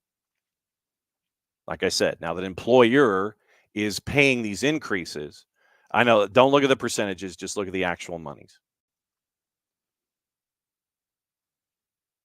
And Emilio with another question. With the increase, will Pro be more honest about their performances? I doubt it. When has, I'll phrase it this way. When had, and this is colored by my past, when has someone who is tied to their union membership and being a union member and are at the lower end of the Laffer curve of production, when have they been more honest about their output? As I've said, we need to be just as vigilant when it comes to who we're discussing now as we have been previously. And apparently, news out of Baltimore, and I know we've been watching that this morning too. Apparently, the freighter lost power just before it struck the Francis Scott Key Bridge. And 6 workers fixing potholes are still missing, according to officials. That's from our friends at the Washington Post. Obviously, our thoughts are with everybody up there in the Northeast this morning.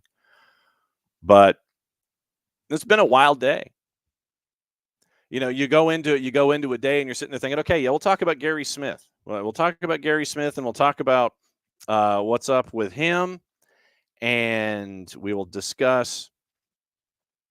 We'll discuss what's going on in Nashville. They gave up 5 goals. Yeah, they gave up 5 goals. Are we concerned about Gary Smith? Who else are we concerned about? That kind of a thing. Oh, and apparently Centennial Yards, it looks like it's going to have a 5,000 seat arena there as well. It's probably, man, if I am the G League, or if I'm the city of College Park separately, if it's got a 5,000 seat arena, that means that Tony Ressler wants to bring the College Park Skyhawks. I think that means that he wants to bring them closer to State Farm. And don't be surprised if you end up with G League NBA doubleheader days as part of the scheduling to keep people there at the new Centennial Yards project. So Tony Ressler had mentioned that as a part of his rolling through. Later today is going to be announced the She Believes Cup roster once again on the 6th of April. Doubleheader here, a doubleheader in Atlanta. Sorry, I'm not there this morning. Doubleheader, Mercedes-Benz Stadium, upper deck has been open. The 300 section now open. We're trying to get more than 49,000 people into the building for this, and I anticipate a lot of walk-up for the doubleheader.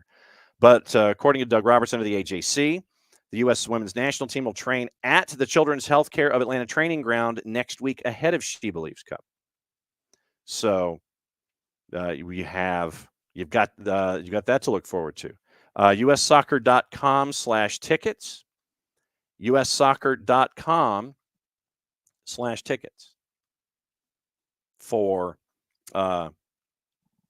that. So fill the building up. Fill the building up. That is that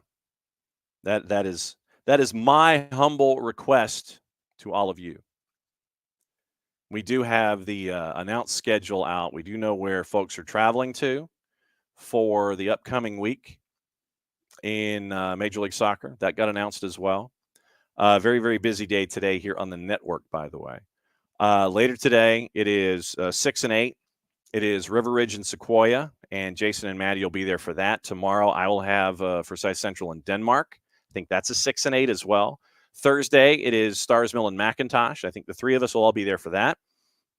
And on Friday, we go to the mountains, White County, Gilmer County. I think it's going to be me and Jason on that. Maddie has Kennesaw State. So Tuesday, Wednesday, Thursday, Friday, high school games of the week presented by our friends at Kaiser Permanente and at KP Georgia on the 280 character app. Kaiser Permanente, for all that is you. Thank you for being one of our presenting sponsors. Subaru of Gwinnett, Alliance Nurse Corps, Reaver by Hard Rock, and the ones that I'm forgetting off the top of my head that I can't see in my promo reads. But thanks for being a part of everything. So tonight, Wednesday, Thursday, Friday, the high school sprint as we get ready for break for the first week of April and getting toward the end of region schedules. So very, very important matches tonight. They got slid to 6 and 8 tonight from 5:30 and 7:30 because of the region championship being on the line. So 6 o'clock, 8 o'clock, and then after the match at 8, Atlanta Soccer tonight. Jason will be at Sequoia for Atlanta Soccer tonight on 92.9 The Game.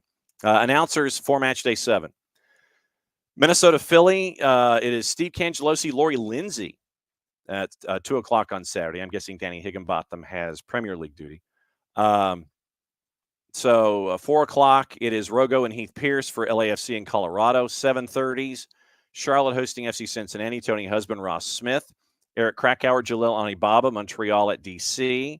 Tyler Terrens and Kendra D. St. Aubin are in Fort Lauderdale for Messi and Friends in NYC. Neil Sika, Lloyd Sam are in Orlando for the Purple Team and Red Bulls. Callum and Kalen are in Toronto for Toronto and Sporting. 8:30, Rodolfo Landeros, Mariano Trujillo for Copa Tejas. Austin hosting FC Dallas at Q2. Nate Bacady, Devin Kerr in Houston for San Jose and Houston. Jake and TT are in Nashville for Columbus and Nashville. 9:30, Max and Dunny are in RSL. It's a home game for Dunny as all caps goes to RSL. 10:30, Keith and Mo are in Los Angeles for Seattle and LAG.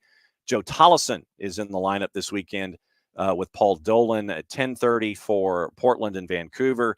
And Kanji and Danny are in Atlanta on Sunday for Chicago and Atlanta at 3:30 Eastern time. I think it's a 3:45 kick for that one on Easter Sunday. Looking forward to seeing everybody there as well for that. Still waiting to see if we can end up with I do not have any idea about tailgating for She Believes. Ropes is asking. So I would imagine that it might be the same, but we'll find out. It would be the same locations for that kind of stuff. And it'll also be another opportunity for the 17s to embrace those who are coming into town to watch the USMNT and be a part of the doubleheader. So it could be a great tailgating experience, and it'll be a great time for our friends in the 17s to be shown internationally for the She Believes Cup. So women's national team training at Children's Healthcare of Atlanta Training Ground ahead of She Believes, getting ready for that one coming up in short order.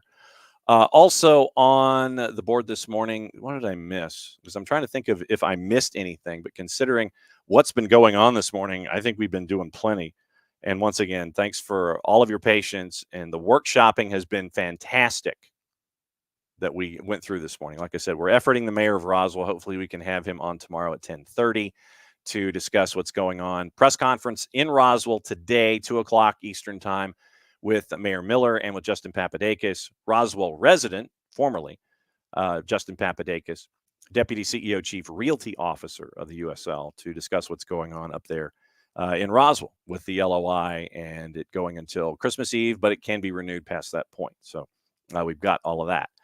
All right, gossip, rumor, and innuendo before we go. But yeah, thanks for being patient and workshopping all this kind of stuff, because I always have questions, and it's great to bounce the ideas off of you and have you guys have questions and, lay it all out there for us. All right, so gossip, rumor, and innuendo on another day of what's going on here with international duty. This is really the last day of international duty and then everybody comes back. Atlanta United should have the six-pack back before the match on Sunday with Colorado.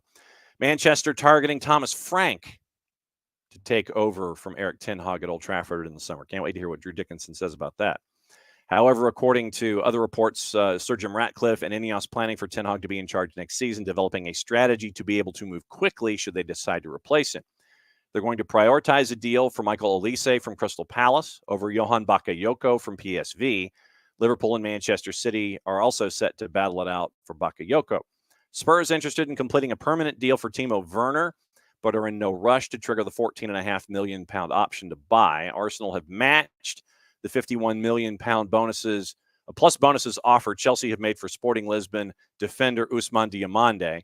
That is from the Record via the three-letter paper. Take the information at your own peril. Villa midfielder Nicola Zaniolo wants to return to Italy from Galatasaray when his loan spell finishes at Villa. Erling Haaland is viewing the quarterfinal with Real Madrid as an opportunity to prove his credentials for a future move to the Spanish Giants. That's from AS.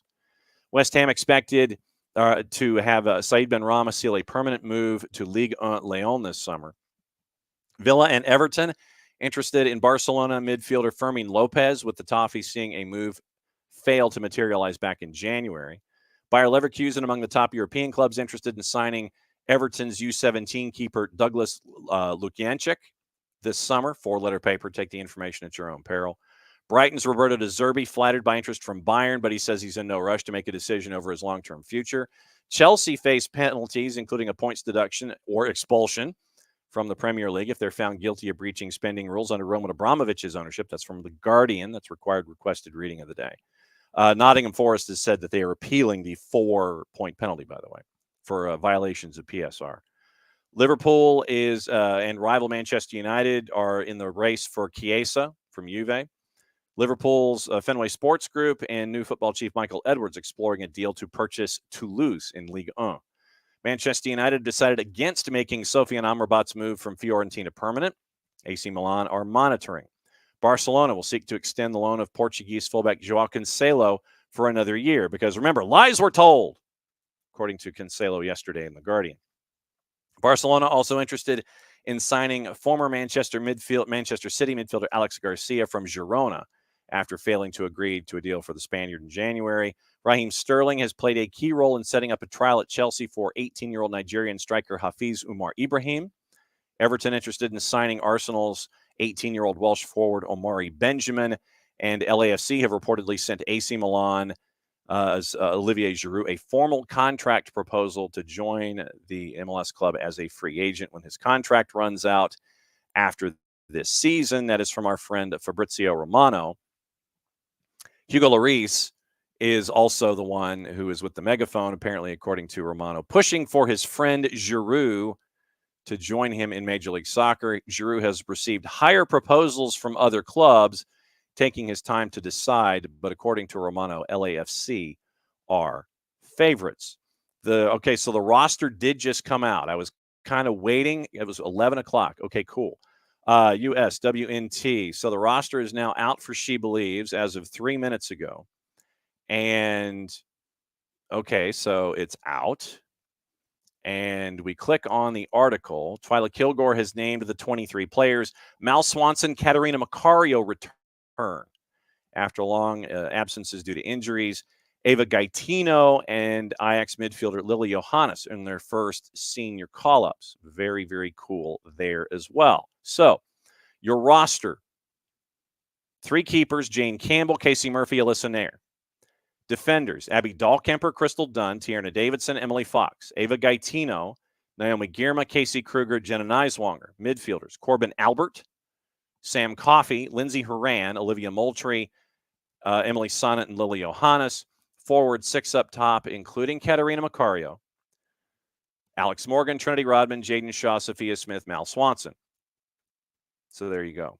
The 2 matches, number 4 versus number 7 at 12:30.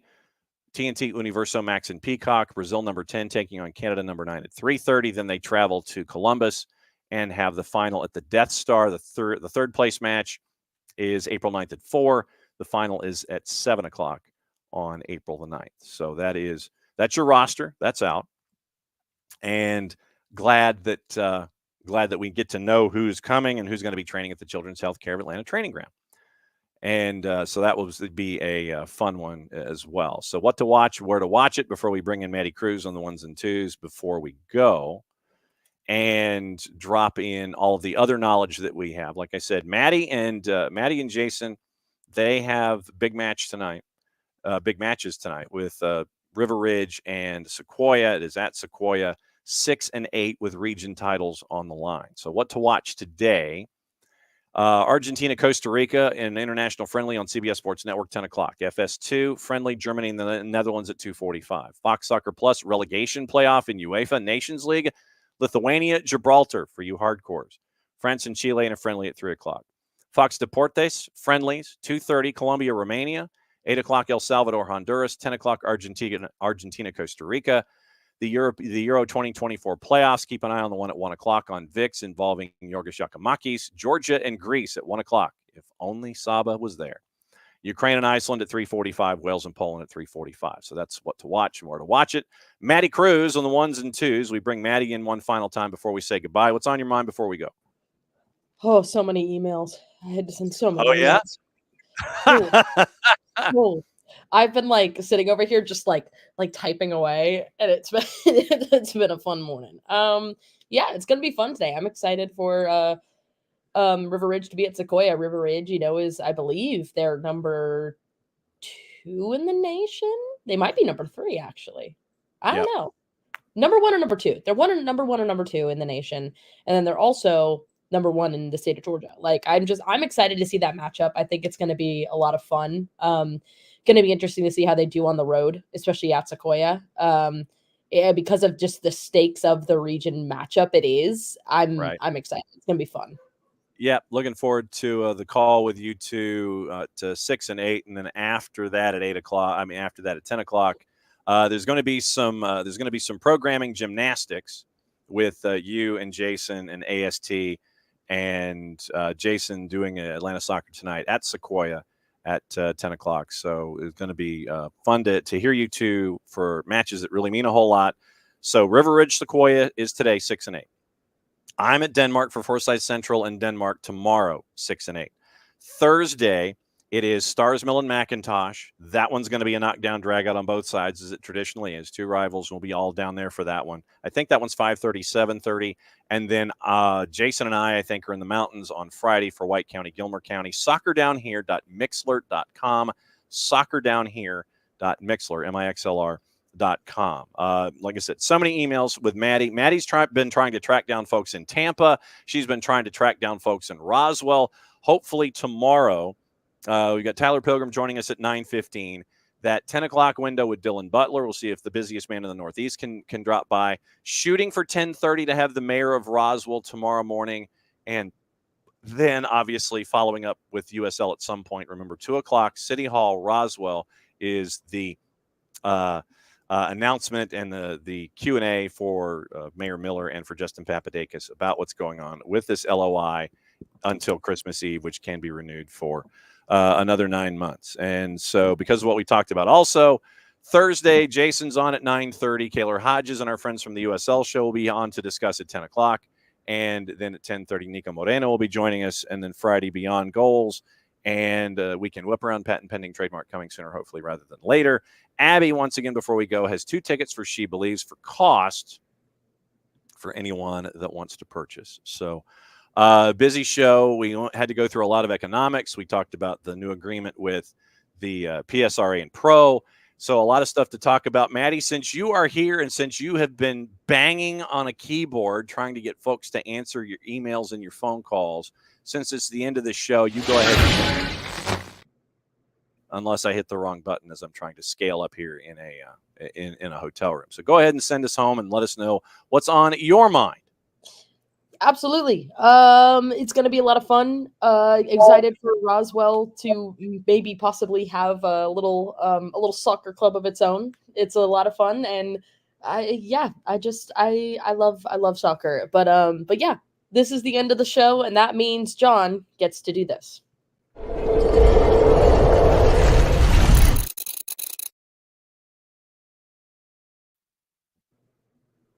See, I hit it, but then I hit it again.